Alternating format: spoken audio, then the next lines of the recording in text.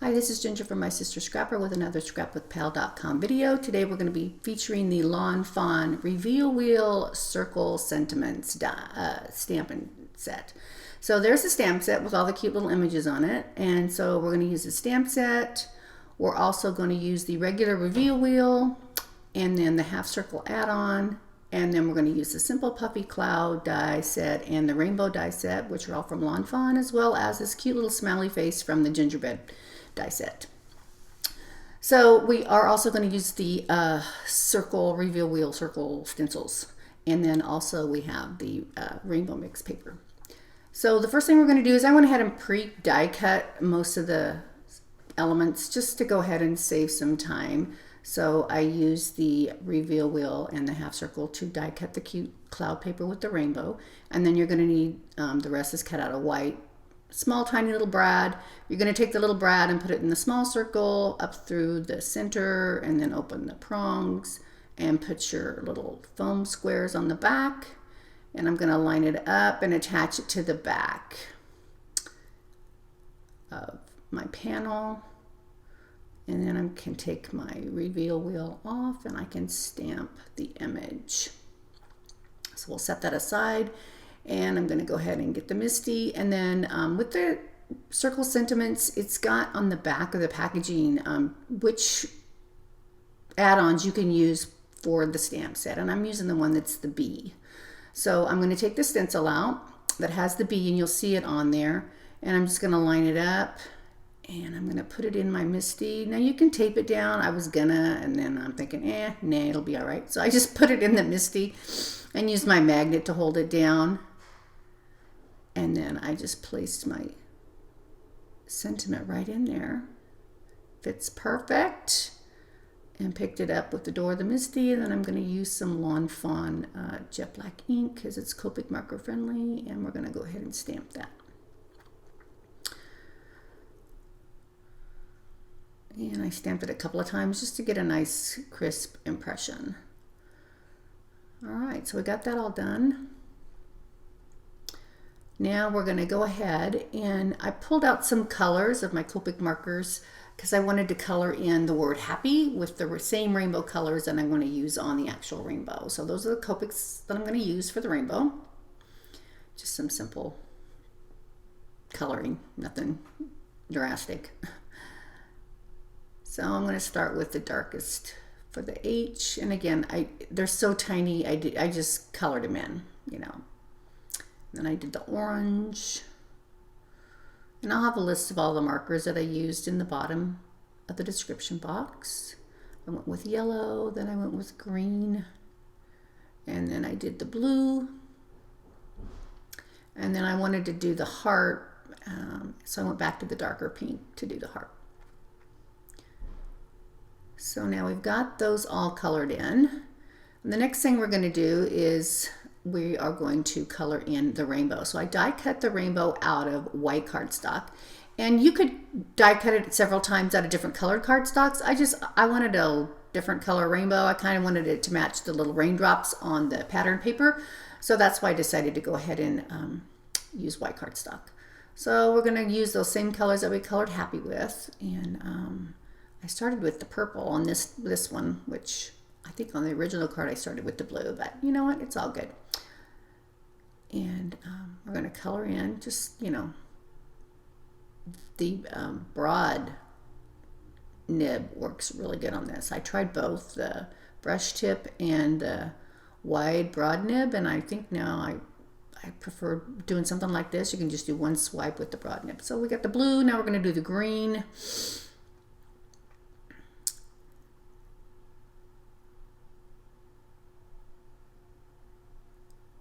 And then we're going to go ahead and do the yellow.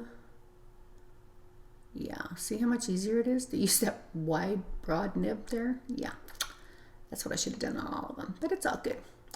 And then we're going to do the orange next.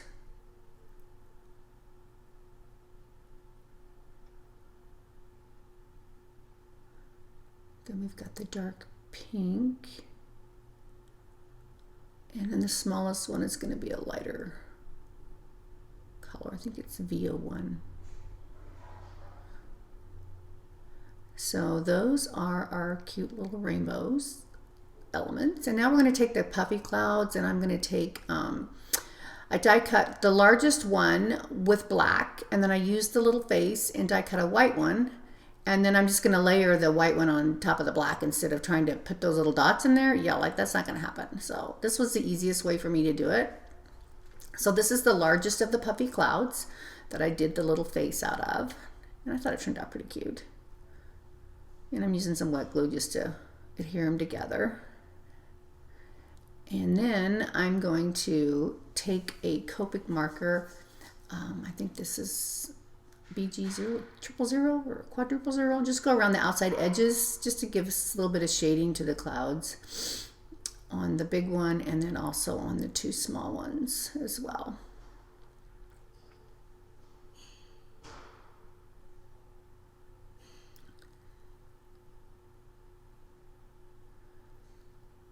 So now we are ready to assemble our rainbow. So you're going to start with the largest one, and it's going to hang off the edge a little bit, but I was okay with that. And I just kind of lined it up there. I started with the largest one and then just got the wet glue out and just went in order and just nested them right up against each other. Make sure I have it straight. Sorry, my head's in the way. So there's the purple one, and then we're going to do the blue.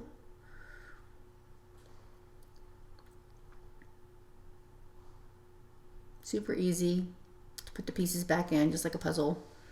And then we get the green.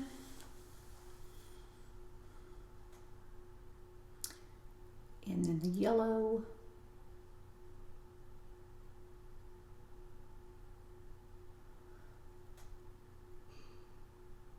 And orange.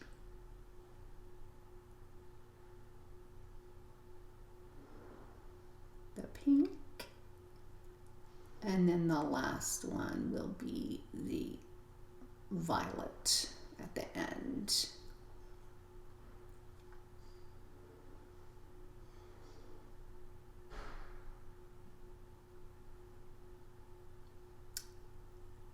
So now we're going to go ahead and put some scrap adhesive foam squares on the back of our large cloud.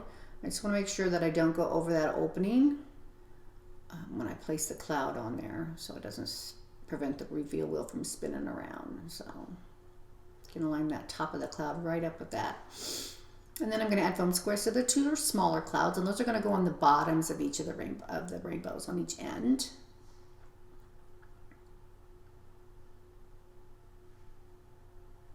Just to cover up the raw edges. So there we have it. Now we're going to put our reveal wheel back together. So I'm going to put the large scalloped wheel back onto the brad. And then I'm going to go ahead and add a bunch of foam squares onto the back panel. Make sure I don't touch the reveal wheel, so that way it'll keep spinning. And I need to get some more tape because that would have been a lot faster than these little squares. Note to self.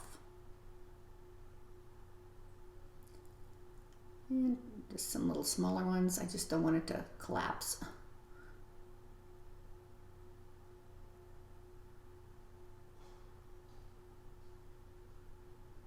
Alrighty, now we're going to take the release paper off, and then we're going to attach the front panel to the back panel.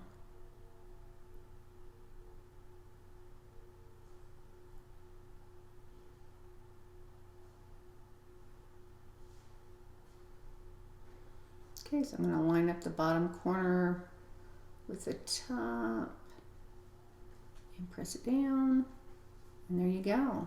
So cute. Okay, so now we're going to go ahead, and I've got some solid yellow cardstock, and I'm going to mount that on the solid yellow and then put it on a A2 size card base. But I want to stamp the little turn me arrow, so that way they know the direction to turn the little wheel. I'm going to just stamp that, put it on a block, and I'm just going to eyeball it. I know I shouldn't, but you know what? There you have it.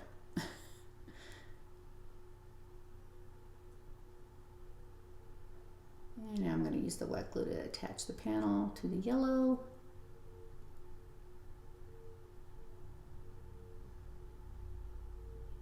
And then I'll attach the whole thing to the card base.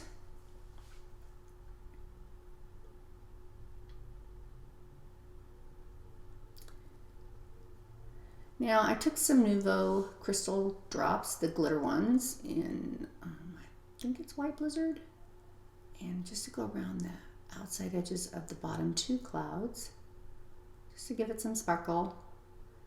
And then on the face of the larger cloud, I used glossy accents and filled in the little eyes.